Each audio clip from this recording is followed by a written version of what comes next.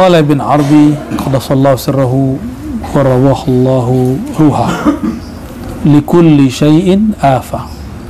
Setiap segala sesuatu ada afatnya, ada kelemahannya, ada yang merusaknya. Salat itu bagus, salat itu baik, apa yang merusaknya? Riya. Ini contoh ya. Ada syarat rukun wudu, ada pembatal wudu dalam fikih. Dalam fikih ada penyempurna amal, ada pelengkap amal, ada pembatal amal. Maka dalam ilmu rohani, ilmu qalbu juga sama.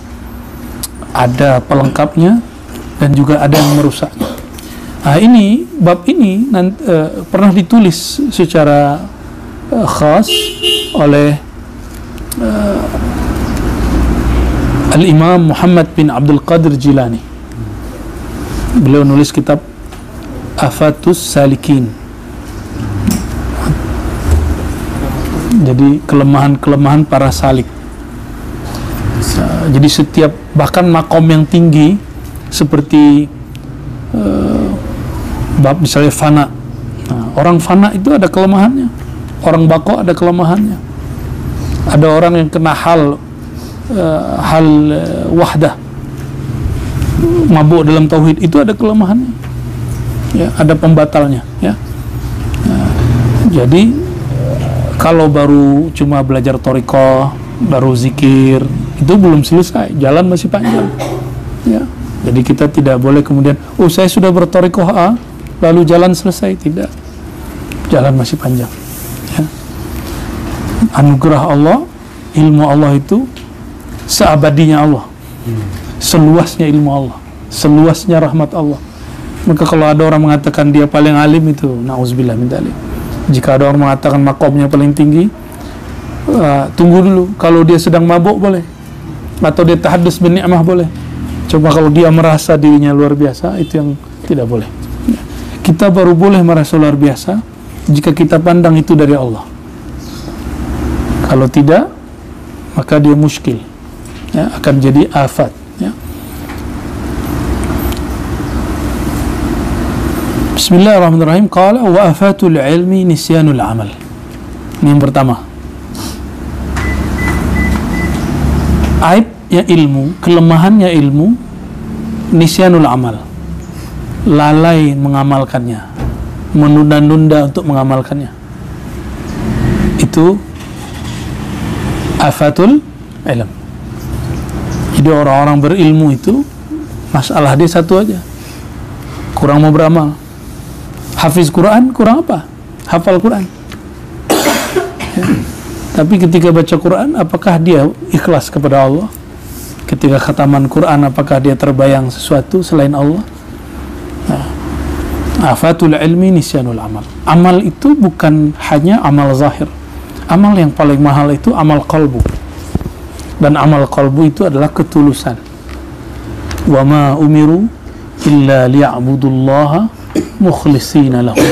Ya, tidaklah mereka diperintah kecuali untuk menyembah Allah, mengenal Allah, mendekat kepada Allah dengan penuh ketulusan. Ya, tulus itu amal qalbu. Baru ada amal lisan, baru ada amal zahir, amal tubuh. Ya. Nah, orang-orang awam mengira amal itu banyak sholat. Dia lupa kalau ada ayat fawailul lil musallin, ada orang-orang sholat celaka, karena mereka hanya mengedepankan kuantitas, tidak mengedepankan kualitasnya. Wa afatul amali nisyanul ikhlas. Sudah beramal, ada masalah lagi, setan masuk lagi, karena ini wilayah setan sudah masuk semua. Apa wilayahnya? Nisyanul ikhlas, lupa, lalai untuk ikhlas. Sudah beramal, ikhlasnya kurang. Nah, kalau ujian kami ini, para muallim apa? Reward itu bisa materi, bisa imateri. Materi bentuknya harta, pemberian. Yang tidak materi bentuknya penghargaan, dihargai, dihormati. Ya. Kalau jadi yang merusak kami ini merasa kurang dihormati. Itu kami itu ya. Itu curhat saya maksudnya. Benar Bu ya? Sahih nggak? Ya. Itu hijabnya para muallim. Sedikit tersinggung, tidak mau lagi, gitu ya. Hati-hati kita di situ. Wa afatul ikhlas, sudah ikhlas, ada lagi celahnya. Apa celahnya? Asyauq ilal jaza. Terkadang ada iming-imingan menginginkan balasan. Nah, sudah tulus, biasanya ujiannya itu. Tapi selesai beres di sini, Allah kasih tak terhitung. Itu yang disebut wa may yattaqillaha ya yaj'al lahu makhraja. Orang yang bertakwa Allah jadikan jalan keluar, yarzuqhu min haitsu la yahtasib. Itu maksudnya. La yahtasib itu kalau orang menerjemahkan dari arah tak terduga. Ada juga yang lain, yahtasib itu yang tak mampu dia hitung. Dia nggak sanggup, hitungan otak dia nggak mungkin jadi ini. Tapi hitungannya Allah jadi. Ya. Tapi orang awam baca ayat ini yang terbayang duit. Yarzuqhu min haitsu la yahtasib. Jadi yang terbayang selalu urusan duit. Duit. Jadi masalah itu kalau duit tidak ada atau duit itu sedikit. Ada pun masalah, apalagi tidak ada. Nah, jadi bagi orang awam al-muskilah asluha malun. Muskilah orang awam itu mal. Tapi muskilahnya orang yang takut kepada Allah al-ilmu. Ilmu dulu baru ngomong bab mal ya. Harta boleh habis, bisa habis. Tapi kalau ilmu tidak habis-habis. Ilmu gak akan habis. Jadi al-ghanimah al-kubra al-ilmu billah. Al-ghanimah al-kubra al-ilmu billah. Harta paling mulia itu adalah harta yang tak terlihat, yaitu engkau mengenal Allah Subhanahu wa ta'ala, pengetahuanmu tentang Allah.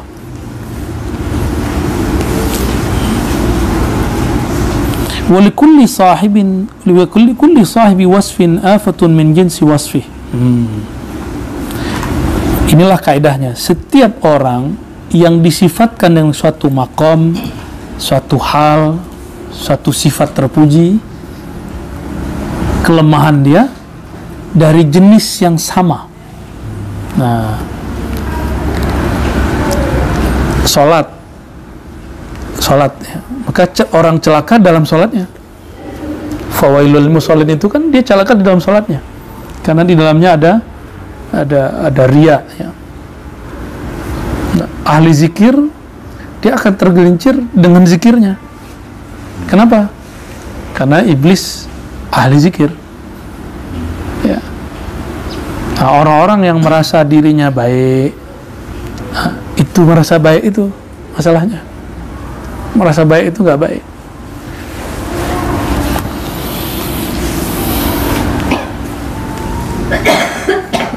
Boleh juga diartikan ini, kulikulli sahibi wasfin afatun min jinsi wasfih.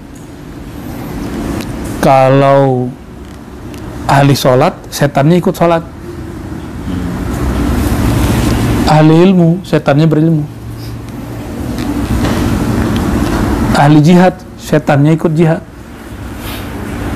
Makanya coba lihat orang-orang kalau sudah salah berjihad jadi sumber kejahatan ya, bukan mujahid, mau jahat jadinya.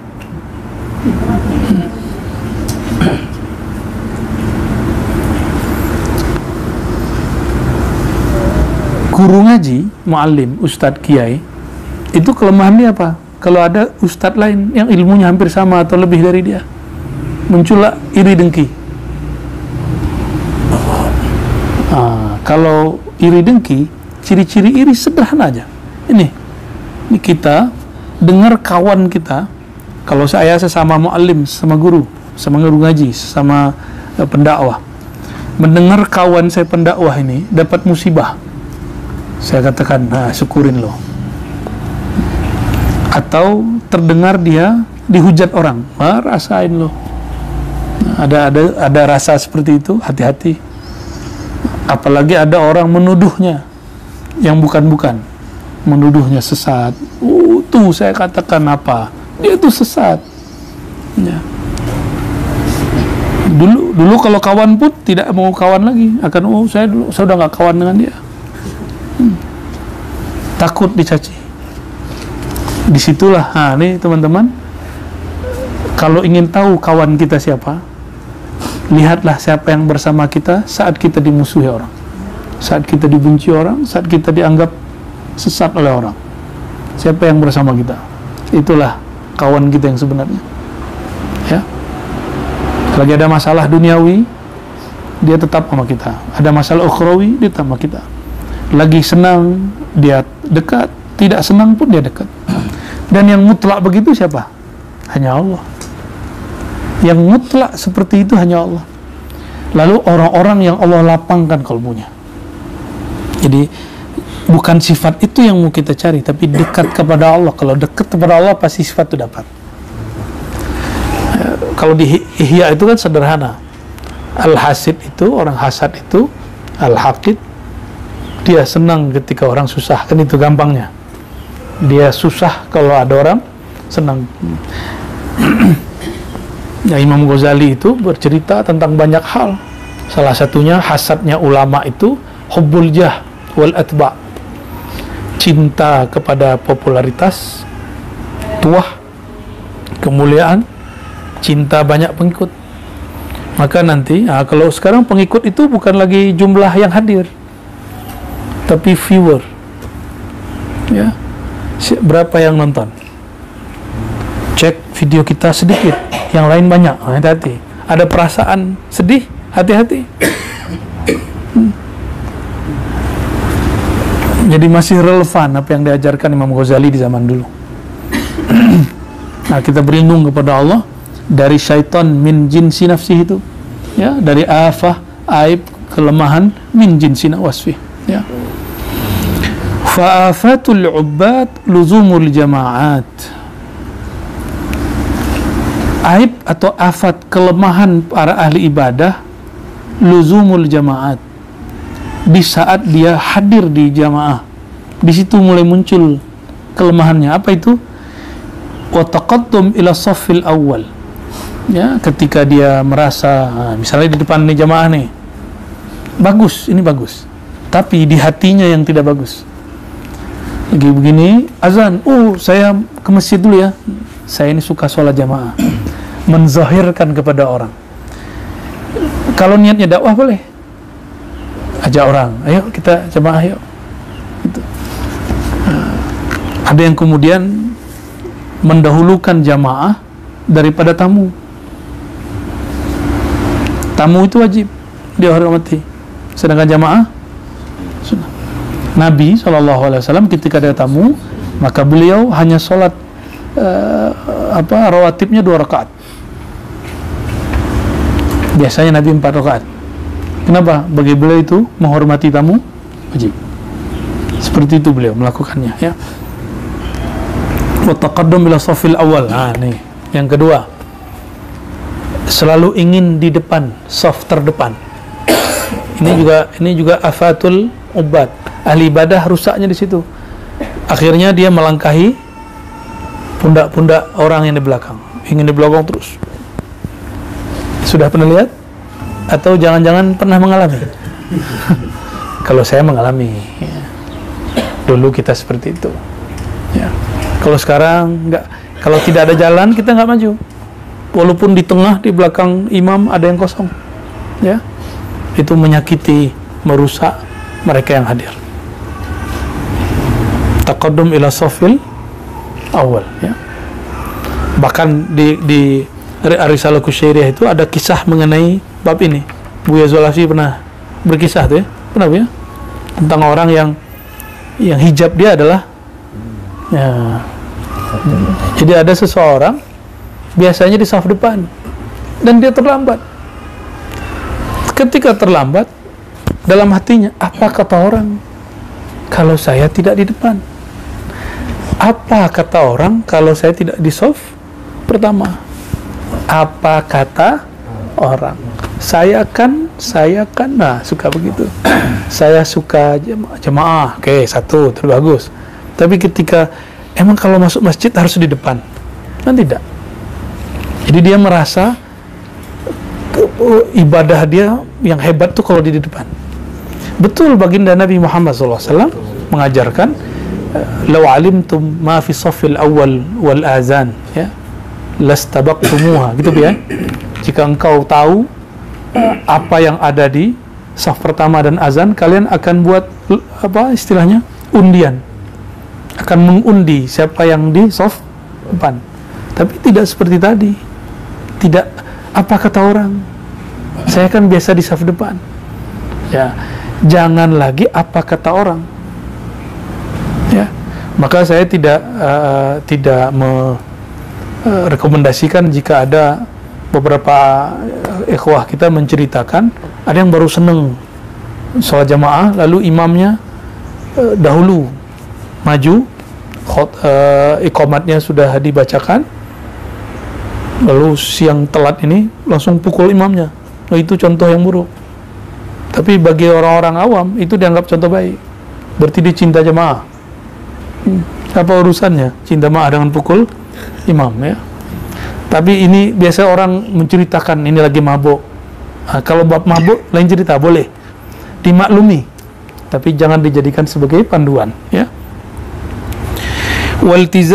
Waltizamu masjidin wahidin wa makanin wahidin fih. Hanya pergi ke satu masjid. Kalau di satu masjid hanya di tempat itu. Kalau di luar tempat itu ada orang duduk di situ, kita marah. Ya, ini tempat saya, ini makom saya. Lain dengan sahabat Nabi SAW. Itu Sayyidina Abu Bakar punya bab sendiri, tempat duduk itu disebut bab Abu Bakar, bab Umar, bab Utsman, sama Ali. Tidak ada yang mengklaim, Sayyidina Abu Bakar tidak klaim punya dia. Tapi orang-orang sudah tahu ini tempat duduk Sayyidina Abu Bakar.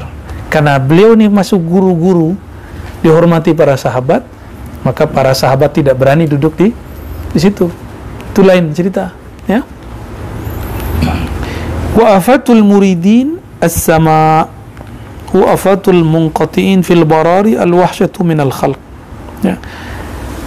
Afatul muridin, lemahnya kelemahan yang merusak orang-orang yang sedang memulai jalan kepada Allah, disebut murid. Suka kepada seni sufi, disebut as-sama. Ada seni sufi. Seni sufi ini tidak dianjurkan untuk pemula menurut Imam Ibnu Arabi. As-sama itu bisa bentuknya bernyanyi, berqasidah, ya. Jadi cenderung kepada itu tidak baik. Tapi jika itu ada, ikutin.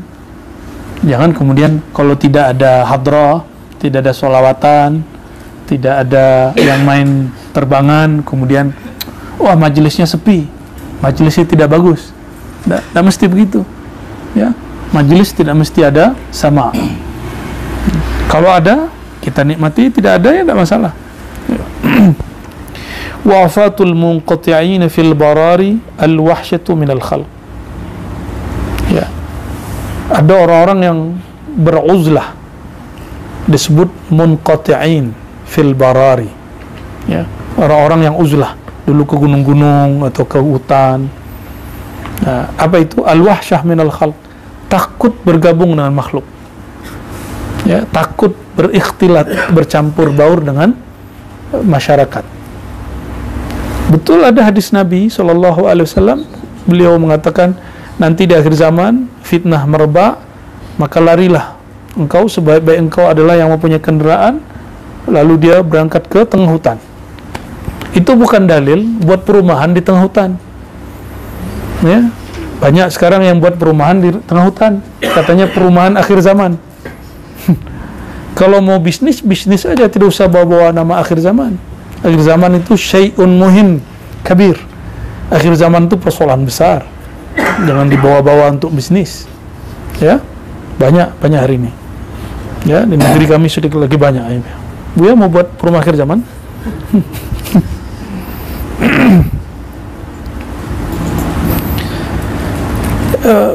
Sebenarnya ada orang begini, ada orang uzlah itu yang mazmum, yang menyendiri, dicela Allah. Ada yang uzlah yang mahmudah, yang terpuji. Mazmumah, orang yang uzlah menyendiri, menyepi, lalu dia mengatakan, saya tidak mau bergabung dengan makhluk karena nanti mereka merusak saya. Mereka merusak saya. Orang ini merasa suci dan merasa bahwa selain dia jahat, selain dia rusak. Ini orang yang uzlah, tapi uzlahnya tercelah, mazmum. Ya. Ada uzlah yang dianjurkan. Apa itu? Saya beruzlah karena ingin menjauhkan makhluk dari keburukan saya. Lain? Apa beda uzlah yang mahmudah dengan uzlah yang mazmumah? Uzlah yang mazmumah, yang tercela, menghindari makhluk karena menuduh mereka merusak dirinya. Nah, jadi kalau teman-teman ini tutup akun Twitter, Instagram, bukan karena dirusak orang, tapi karena kita merasa kurang membawa manfaat, baru kita tutup. Itu uzlah. Apa sebutannya? Akunnya? Uzlah online-nya, kalau diistilahkan. Ya, boleh, tidak masalah. Tapi bukan kita merasa, oh, di sosial media itu banyak orang jahat, saya mau baik. Nah, bukan begitu. Kita ingin menata diri. Jangan-jangan kita yang kurang baik, kita yang kurang soleh. Nah, ini perbedaan uzlah yang sadiq, yang benar, dengan uzlah yang kazibah, yang sadiqah dan kazibah. Nah, uzlah yang benar itu, yang bagus itu, ketika saya berniat menyendiri, ingin menjauhkan makhluk dari keburukan diri. Ya. Bukan merasa diri saya suci, tidak mau dirusak oleh makhluk itu lain. Ya. Itu al-mughtarrun, orang-orang yang tertipu. Wa amma as-sufiyya al-futuwatu wal-ithar ala ilmil munqana. Ini enggak usah kita bahas dulu, ini babnya bab futuwah. Itu masuk ke bab pergerakan, ya. Kita tinggalkan dulu. Wa afatul arifin muwazanatu nufusihim ma'ar Rabb. Ya. Afatnya orang-orang yang bermakrifat. Orang makrifat juga masih ada celahnya. Ya. Muwazanatu nufusihim ma'ar Rabb, menimbang-nimbang dirinya bersama Allah. Sedekat apa dia kepada Allah? Dia merasa tahu, oh, saya di sini, yang si anu belum. Ya, ini makom itu belum, saya sudah. Merasa makomnya lebih tinggi. Ya, muwazanatu nufusihim ma'ar Rabb. Dia timbang-timbang makom-makom dirinya bersama Allah SWT. Ya, bahkan, nah, itu dia bab makomat dan ahwal. Ada dalam bab syatahat, ketika ada yang mengatakan, ya, wujudku wujud Allah, sedangkan dia belum fana. Nah, fi'ilku fi'il Allah, dia belum fana. Apa lagi? Zatku zat Allah, dia belum fana dan baqa. Berkalam begitu haram. Itu hanya boleh dikatakan oleh orang-orang yang sakar, yang sedang mabuk, yang sedang fana fillah, ya, fi ismillah, fi fi'lillah, fi sifatillah. Kalau tidak, haram mengatakan itu. Nah, itu bagian dari muwazanah. Maka kita husnuzan. Nah, ini jika ada di kalangan pendahulu kita seperti itu, kita husnuzan, bukan menyalahkan. Seperti Abu Mansur Al-Hajlaj, Abu Yazid Al-Bustami, ada siapa, Ibn Arabi, pengarang kitab ini. Kalau di Indonesia ada Syekh Siti Jenar. Kita husnuzan. Membangun agama itu dalam husnuzan. Kita belajar akidah bukan untuk nyalahin orang terdahulu, seperti yang diniatkan sebagian orang. Mau belajar ilmu atau tauhid ahlu sunnah ataupun wahabi, tapi kebanyakan niatnya mau nyalahkan orang.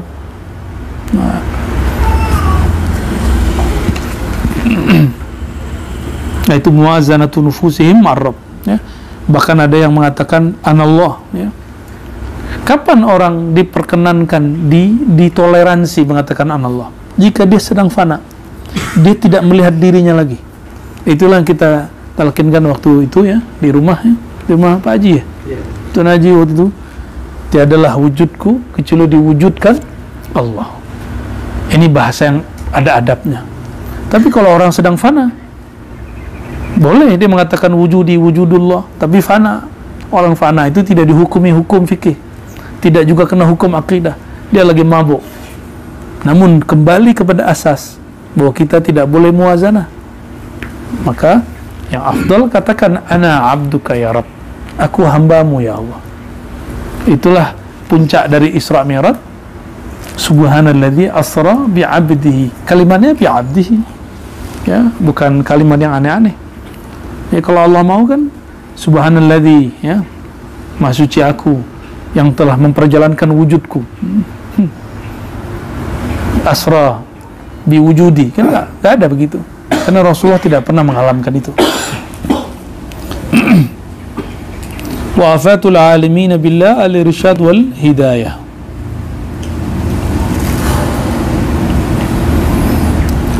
Afatul alimin billah, orang-orang yang alim, yang mengenal Allah, kelemahan dia ketika dia irsyad wal hidayah, kelemahannya saat mengajar dan memberi tunjuk ajar, ya.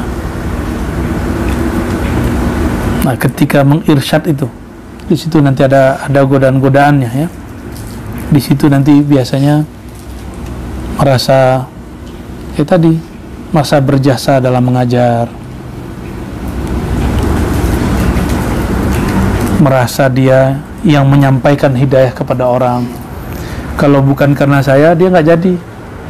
Nah, kalimat-kalimat itu kalau muncul, ini kita tidak perkenankan, ya. Wasalahu hadhil afat bitabarri wal fana. Cara untuk menghabiskan afat ini, kelemahan-kelemahan itu adalah dengan melepaskan diri, itulah taubat, wal fana, lalu fana. Ya, fana dalam nama Allah, fana dalam sifat Allah, fana dalam fi'il Allah, fana dalam mencintai zatullah, ya.